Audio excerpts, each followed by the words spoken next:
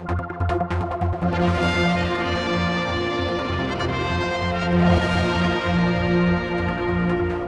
here we are. It's a big day, some day that in fact a lot of people thought was never going to happen, Mr. Thomas. I mean, some horse tram activity, lots of people here because you've got a special occasion on. Have you had to push hard since you took over DOI to get a service up and running? I mean, it's a very limited service anyway, but to get it done? We did agree that I would announce before the end of July, and then I've made sure at every stage that all of the hurdles have been jumped over successfully. And big thank you to the signalling team from Snugborough who got out there and made these innovative signals work. Big shout out to Heinrich and Fritz, who came over from Germany to grind the rails and did that on time despite it being a very difficult job. Big shout out to all the people from public transport who've got everything ready, and I'm really looking forward.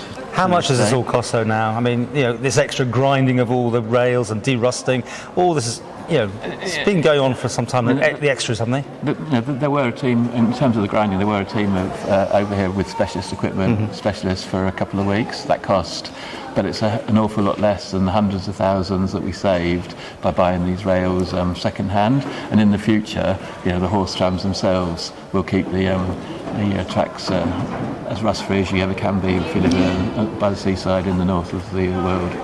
Are you a big supporter of this plan to get them to the end of the prom? I promise that I will take to the department the idea that they either continue as far as the War Memorial or ideally all the way to the sea terminal. So that's. What would you like though? Yeah, I mean, you're the man in charge, right? You've got No. Well, the department's got to decide what it takes to Treasury for concurrence, and then council ministers will decide what goes to Tynwald for approval.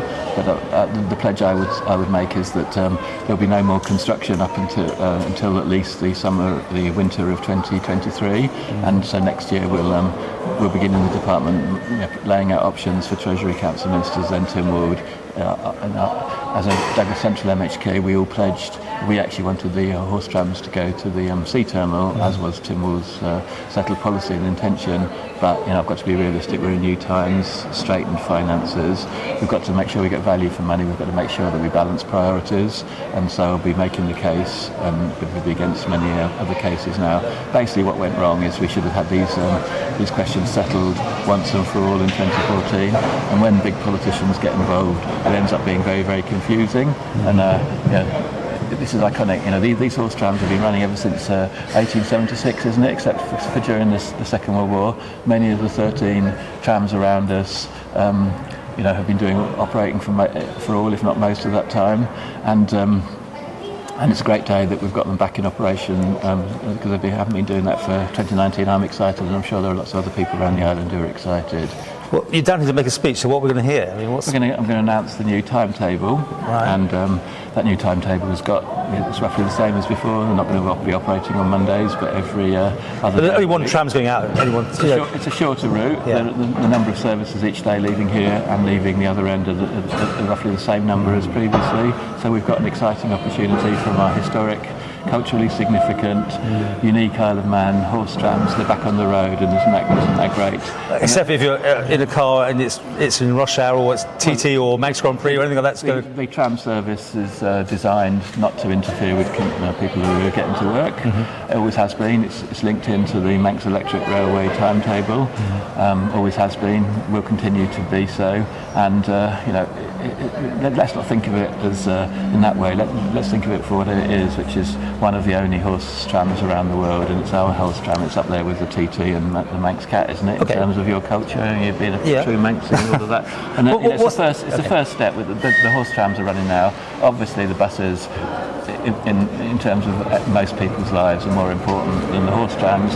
We're sorting those out next, and I'll be announcing a timetable today for the horse trams, and I'll be announcing a new timetable for the buses thereafter.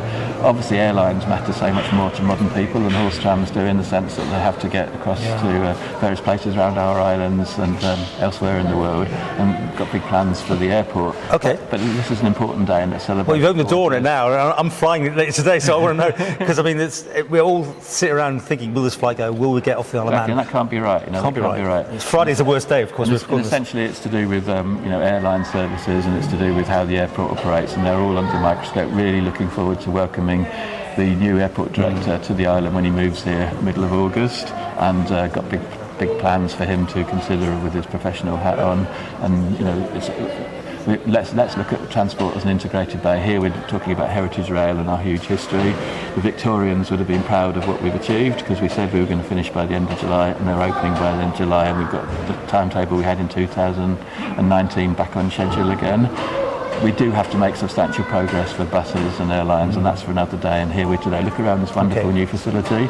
It's it's history recreated. Yeah. This is all brand new, isn't it? But it's actually been built in the style of what it was before it was recreated in the 30s. We've got the 22 horses out there that have been trained. They're being used properly. They'll cope with those bends. The tracks are no rustier than any other tracks. We needed to get the specialist equipment over and let's celebrate what we've got. How much does it all cost, though? Have you got the final tab on this? The final for the whole promenade? Well, no, just the horse tram section of it. A huge amount of the horse tram budget was taken away to transfer into. I understand that, but how much have you spent? I'll get you that figure, and you must have an idea. I don't know. The promenade figure is still not broken down, and there are all sorts of overheads that go together. I mean, I'll let you off the red concrete because that's maybe not quite your thing. I'll comment on the red concrete as well, which is we're to that stage of the promenade works now. So we're now trying to settle things and sort out things like costs. And one of the biggest issues is understanding what happened with the red concrete and what will happen, in the future with that space. Do you think it'll have to come up, I can't tell you the exact cost of any individual component until we've sorted out all of those things, and that's another piece of work that's going on in the background. You're a detailed man. I'm surprised. I really thought you'd have all these numbers. Well, they're not finalised as yet, because as I've just said, I know, but we're now in the process. You must have an idea. But okay, we'll leave it. We'll leave that. We're in the process of. 750,000 was taken out of the budget for horse trams. That was the reason why they're not going the whole way to pay for other parts of the highways. That's all on public record in the Public Accounts Committee. We're now in the process of finalising the promenade work. I've said to you that in 2023 we'll come back to give options about what we do next. That includes with the red concrete. It includes with lots of other things, and I will keep. You're teasing that a little bit. Like the red concrete hasn't got a long lifespan, but we'll leave that for another day. I thought I'd bring it after 8 minutes, because I know you have to turn the cameras off at 10 minutes. Oh no, I can keep going, don't worry. Are you a man with a plan that's going to stay with DOI? Let's try that one, because it's having a bit of a turnaround on a churn rate at the minute. God, people have teased me before about enterprise. And I thought that tweet was realistic, but also funny as well. There were 6 ministers of enterprise in 12 months. Yeah. Infrastructure's gone through ministers, but I wanted to come to. You're happy to stay there? Tim Cripple's a good bloke. He's a friend of mine. I've said previously that we'll look into that embarrassing day for him back in June, when the figures about bus cancellations was looked out, and I owe it to him to find out what he was told. You asked, didn't you? You were behind that question, weren't you? No, not at all. No, I wasn't. Well, you certainly were taking interest in that whole thing, weren't you? When you were on the outside, now you're on the inside of the whole thing. But so we'll sort that out, and I do plan to work for some time in infrastructure, because it really matters. Housing matters. Yeah. That's an infrastructure. Transport matters in all its dimensions. And so many other things. Let me just now. You've opened another door there. Did he get the information wrong, or did he get given the wrong information? I'm trying to find that out. You don't know yourself yet? Well, I do, in the sense that I do know that you've got to be able to read civil service answer and understand the nuances, and it'll come down to definitions of what a cancellation is, and so on. The small fine print and all that sort of thing, which is again detailed stuff which you relish, I think. And I would say things like "I believe," and if you define it in this allegedly way, and anything. Okay, let's leave it on a positive note. We've got this tram that's ready to go. It's got lots of sunflowers on it. Yeah. You're going to make your speech. You're going for a little trip, I take it. I'm going for a little trip. You can come with us if you like. Well, I did say that 50 big blokes would cause the horses with the engine, cause the horses thing, but you're not in that category. So thank you very much for saying. Is it a day that you didn't know would happen this year? I knew it would happen. It would happen. So basically, Minister Crickle hopes that it will be by the end of July. I asserted it would be by the end of July, and it has been by the end of July. And a big thank you to everybody involved, whether it be the signalling guys from Snagborough, whether it be all the people working for public transport, whether it be all the volunteers, the other highways people, public transport itself. But most importantly, this is part of the Island Man. There are lots of people out there who will actually use the horse trams. Let's hope it's as popular as KFC when it first opened. That's an interesting combination. We'll leave it. Everyone's getting very excited to get on this horse tram. So for everyone that's watching this around the world, and it has a massive interest, doesn't it? Globally, Isle of Man and horse trams is like the Manx cat and everything else you said, water wheels. But that's talk for another day. Thanks so much. The Victorians will be proud of us. Thank you very much, Paul.